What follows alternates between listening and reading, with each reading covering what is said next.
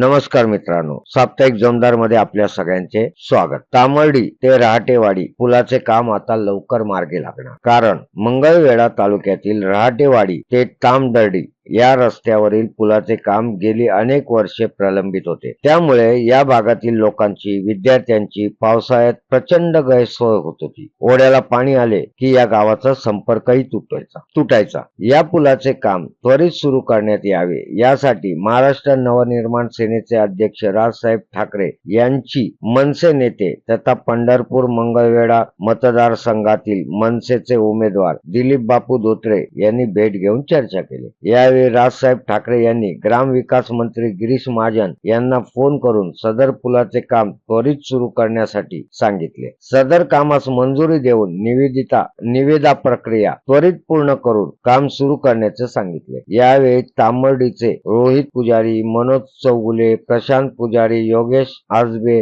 नागनाथ पुजारी, तम्मा पुजारी इत्यादी लोक उपस्थित होते। मित्रांनो, व्हिडिओ आवडला तर व्हिडिओला लाईक आणि साप्ताहिक जमदार चॅनलला सबस्क्राईब करायला विसरू नका। हो, सोबतच व्हिडिओ सर्वत्र शेअर नक्की करा।